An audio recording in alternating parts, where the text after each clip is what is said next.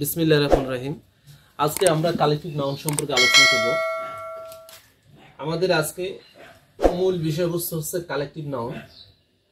শুরুতে আমরা কালেক্টিভ নাউনের বাংলা অর্থ জানার চেষ্টা করি। কালেক্টিভ এর বাংলা অর্থ হচ্ছে সমষ্টিবাচক, আর নাউন শব্দের অর্থ হচ্ছে নাম অথবা বিশেষ্য। তাহলে সমষ্টিবাচক নাম বা বিশেষ্যকে ইংলিশে বলা হয় কালেক্টিভ নাউন। আর আপনারা জানেন যে পার্টস অফ স্পিচের একটি গুরুত্বপূর্ণ পার্টস অফ স্পিচ হচ্ছে নাউন, এবং এই নাউনগুলো আমরা বেসিক ক্লাসের মাধ্যমে আমরা আলোচনা করেছিলাম। এই নাউনের মধ্যে একটি গুরুত্বপূর্ণ নাউন হচ্ছে কালেক্টিভ নাউন, যেটা কংক্রিট নাউনের একটা অংশ। আপনারা জানেন যে কংক্রিট নাউন মূলত 4 প্রকার: proper noun, common noun, collective noun এবং ম্যাটেরিয়াল নাউন। তো আজকে আমরা এই কালেক্টিভ বা সমষ্টিবাচক নাউন সম্পর্কে একটু দেখি। তো শুরুতে এই কালেক্টিভ নাউনের সংজ্ঞা বা ডেফিনিশনটা জানার চেষ্টা করি। আসলে কালেক্টিভ নাউন কাকে বলে?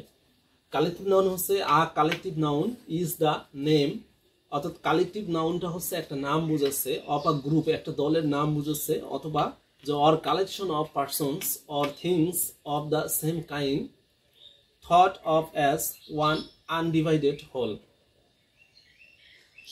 এর বাংলা অর্থ এরকম আসে যে নাউন এক জাতীয় ব্যক্তি বা বস্তু ইত্যাদির অবিভক্ত সমষ্টিকে বোঝায়, তাকে কালেক্টিভ নাউন বলে। আমরা আরেকবার দেখি, এখানে বলা হচ্ছে a collective noun is the name of a group or collection of persons or things of the same kind thought of as one undivided whole. অর্থাৎ যে নাউন এক জাতীয় ব্যক্তি বা বস্তু ইত্যাদির অবিভক্ত সমষ্টিকে, এটা খুব গুরুত্বপূর্ণ, যে অবিভক্ত সমষ্টিকে বোঝায়, তাকে কি বলবো আমরা? তাকে আমরা ইংলিশে কালেক্টিভ নাউন বলবো, বাংলায় বলবো সমষ্টিবাচক বিশেষ্য।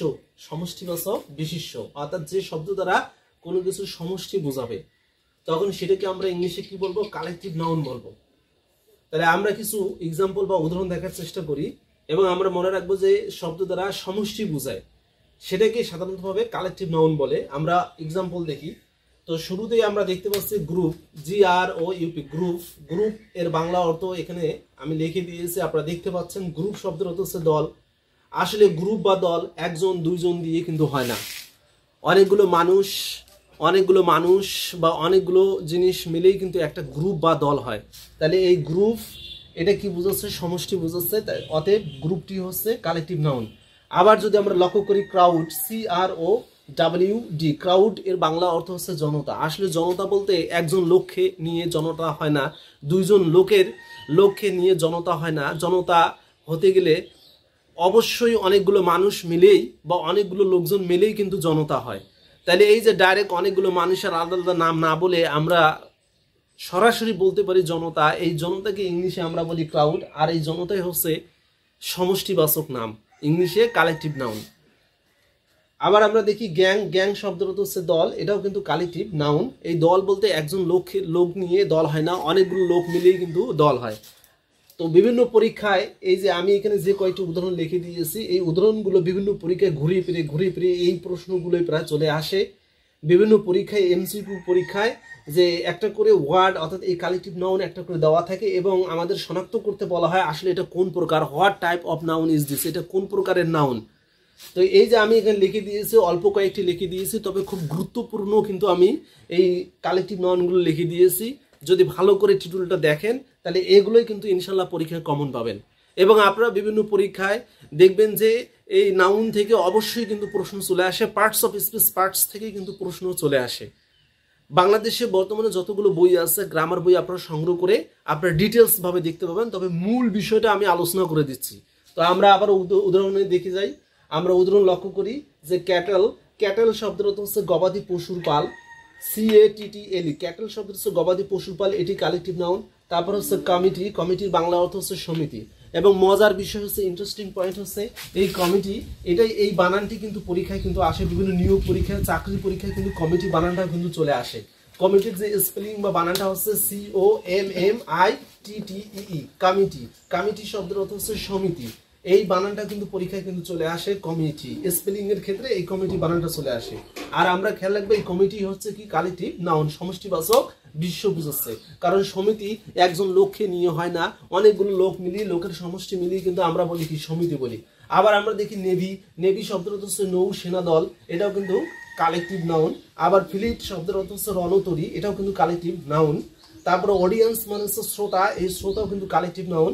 আবার আর্মি বলতে সৈন্য দল বোঝায়, আমরা সাধারণতভাবে আর্মিতে যারা চাকরি করে তাদের দেখলে আমরা বলি যে আর্মি এসেছে বা একজন আর্মি এসেছে, আসলে একজন আর্মি এরকম কিন্তু আমরা হিসাব করি, আসলে কিন্তু সেরকম নয়। আর্মি শব্দের বাংলা অর্থ হচ্ছে সৈন্য দল, অর্থাৎ অনেকগুলো সৈন্যের একটা দলকে বলা হয় আর্মি বলা হয়। আর আর্মিটা হচ্ছে কালেকটিভ নাউন। আমাদের সবাইকে বুঝতে হবে, আমরা যে কোনো ব্যাকরণ বই খুললেই ডিটেলস ভাবে ইনশাল্লাহ দেখতে পাবো। তবে মূল বিষয়গুলো আমি শুধু কি টাচ দিয়ে যাচ্ছি, আপনাদের বোঝার সুবিধার্থে মূল বিষয় সম্পর্কে আমি কথা বলে যাচ্ছি। তাহলে আর্মি এর বাংলা অর্থ হচ্ছে সৈন্য দল, আর্মি এর বাংলা অর্থ হচ্ছে সৈন্য দল। এটা অবশ্যই কিন্তু সমষ্টিবাচক বিশ্ব বোঝাচ্ছে, অনেকগুলো সৈন্যের সমষ্টিকে কিন্তু বলা হয় আর্মি, শুধু একজন সৈন্যকে আর্মি বলা হয় না। তারপর হচ্ছে হার্ড, HERD, হার্ড এর বাংলা অর্থ হচ্ছে গরুর পাল। গরুর পালে সাধারণতভাবে একটা গরু থাকে না, দুইটা গরু থাকে না, অনেকগুলো গরু মিলেই কিন্তু একটা গরুর পাল হয়। তাই এই গরুর পালকে ইংলিশে কি বলবো আমরা? Collective noun. এটা ইংলিশে বলে কি হার্ড। এই কোশ্চেনটা বহুবার বিভিন্ন পরীক্ষায় চলে আসছিল। তারপর হচ্ছে জেন্ট্রি শব্দ হচ্ছে ভদ্রমণ্ডলী, তারপর হচ্ছে ইলিট শব্দ হচ্ছে গণ্যমান্য লোক। তো এগুলো হচ্ছে কালেকটিভ নাউনের আমরা এক্সাম্পল দেখলাম। যে কোনো ব্যাকরণ বই খুললে আপনারা ডিটেলস দেখতে পাবেন, সবগুলো আলোচনা করা সম্ভব নয়। এবার আমরা কিছু বিগত সালের কোশ্চেন সলভ করার চেষ্টা করি। আমরা শুরুতেই দশম বিসিএস পরীক্ষার এমসিকিউ পরীক্ষার একটা প্রশ্ন আমরা সলভ বা সমাধান করার চেষ্টা করি। কোশ্চেনটিতে বলা হচ্ছে যে what kind of noun the word cattle is.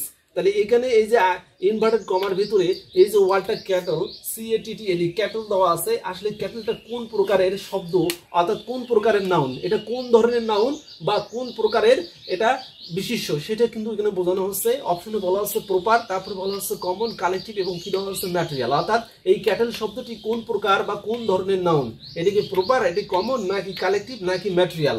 তাহলে আমরা জানি ক্যাটল শব্দের অর্থ একটু আগেই কিন্তু আমরা আলোচনা করেছি এবং তোমরা দেখেছো যে ক্যাটেল শব্দের বাংলা অর্থ হচ্ছে গবাদি পশুর পাল। তাহলে গবাদি পশুর পালে একটা পশু থাকে না, অনেকগুলো পশু মিলেই কিন্তু একটা কিন্তু কি পাল হয়। তাহলে অনেকগুলো পশুর যেহেতু সমষ্টি বুঝাচ্ছে ক্যাটেল, তাহলে ক্যাটেল অবশ্যই এটা কি হবে? কালেকটিভ নাউন হবে। তাহলে অ্যান্সার হবে কালেকটিভ নাউন। আর এই প্রশ্নটি দশম বিসিএস পরীক্ষার একটা কোশ্চেন।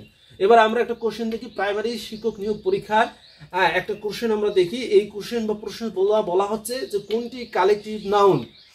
অপশন দেওয়া আছে যে বাসার একজন ছেলের নাম, ক্লাস বাংলা অর্থ হচ্ছে শ্রেণী, ইউথ শব্দের অর্থ হচ্ছে কি যৌবনকাল বা যুবককাল, তারপরে আইল্যান্ড শব্দের অর্থ হচ্ছে দ্বীপ বোঝানো হচ্ছে। তাহলে এখানে চারটি অপশন। এখানে প্রথম অপশন বাসার বলতে একজন নির্দিষ্ট একজন ছেলে বা একজন পুরুষ মানুষের নাম বোঝানো হচ্ছে, তাহলে এটা অবশ্যই হবে প্রপার নাউন। আমরা গত টিউটোরিয়ালগুলোতে শিখেছি কোনো ব্যক্তি, কোনো বস্তু, কোনো স্থানের যখন নির্দিষ্ট করে নাম বোঝাবে তখন সেটা হয় প্রপার নাউন। তাহলে বাসার নির্দিষ্ট একজন ছেলে বা একজন পুরুষ মানুষ বা একজন ব্যক্তির নাম বোঝাচ্ছে, তাহলে এটা হবে প্রপার নাউন। কিন্তু আমাদের অপশনে খুঁজে বের করতে হবে কালেকটিভ নাউন, সমষ্টিবাচক বিশেষ্য কোনটি। তাহলে এটা যেহেতু প্রপার নাউন, তাহলে এটা হচ্ছে আমাদের প্রপার নাউন। তাহলে এটা আমাদের অপশনের সাথে কিন্তু মিলল না, আমাদের খুঁজে বের করতে হবে কালেকটিভ নাউন। তারপর হচ্ছে ক্লাস শব্দের অর্থ হচ্ছে শ্রেণী। আমরা জানি ক্লাস শব্দের অর্থ হচ্ছে শ্রেণী।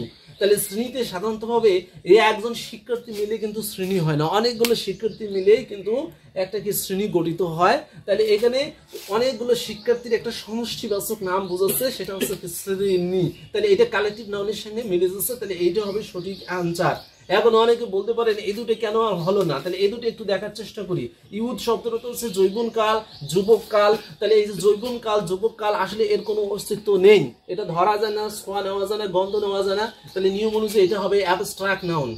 অ্যাবস্ট্রাক্ট নাউন অর্থাৎ যেটা ধরা যায় না, ছোঁয়া নেওয়া যায় না, গন্ধ নেওয়া যায় না। আমি কিন্তু বিগত টিউটোরিয়ালে বলছিলাম আমাদের ইন্দ্রিয় কিন্তু পাঁচটা ইন্দ্রিয়র মধ্যে যেটা দৃশ্যমান হবে সেটাই কিন্তু হবে কংক্রিট নাউন, আর যেটা দৃশ্যমান হবে না কিন্তু উপলব্ধি করতে হবে সেটা হবে অ্যাবস্ট্রাক্ট নাউন।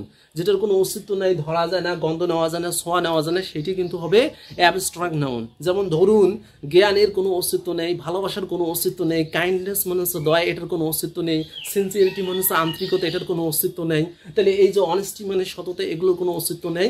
ইউথ মানে যৌবনকাল বা যুবককাল, এটারও কোনো অস্তিত্ব নেই। তাহলে এটা হবে অ্যাবস্ট্রাক্ট নাউন। কিন্তু প্রশ্নে আমাদের বলছিল কালেকটিভ নাউন খুঁজে বের করো, তা আমরা কালেকটিভ নাউন সমষ্টিবাচক নাউন খুঁজে বের করছি, সেটা হচ্ছে কি ক্লাস। এখন আইল্যান্ড শব্দটা হচ্ছে দ্বীপ বোঝাচ্ছে, আইল্যান্ড শব্দ হচ্ছে দ্বীপ, এটা কিন্তু হবে না। তাহলে এরকম করে অনেকগুলো কিন্তু বিগত সালের কোশ্চেন কিন্তু আপনারা দেখতে পাবেন। যে কোনো নিয়োগ পরীক্ষার বই যদি আপনারা কিনে অসংখ্য আপনারা উদাহরণ দেখতে পাবেন। মূল ফোকাসটা শুধু মনে রাখবেন, যেটা যে নাউনটা দিয়ে সমষ্টি বোঝাবে, যে শব্দ বা ওয়ার্ড দিয়ে যে সমষ্টি বোঝাবে সেই শব্দ বা ওয়ার্ডটাই হবে কিন্তু অবশ্যই কালেকটিভ নাউন। তাহলে আজকে আমরা যেটা বুঝতে পারলাম যে কালেক্টিভ নাউন হচ্ছে সমষ্টিবাচক নাউন। এখানে আমরা কিছু গুরুত্বপূর্ণ এক্সাম্পল দেখলাম এবং আমরা শুধু 2টি আমরা প্রশ্ন সলভ করলাম। এভাবে আপনারা বাসায় কি করবেন, যে কোনো নিয়োগ পরীক্ষার কোশ্চেনগুলো সলভ করবেন। আর যদি কোনো সমস্যা হয় আপনারা আমাকে কমেন্ট বক্সে জানাতে পারবেন। সবাই ভালো থাকবেন, সুস্থ থাকবেন। আল্লাহ হাফেজ, আসসালামু আলাইকুম।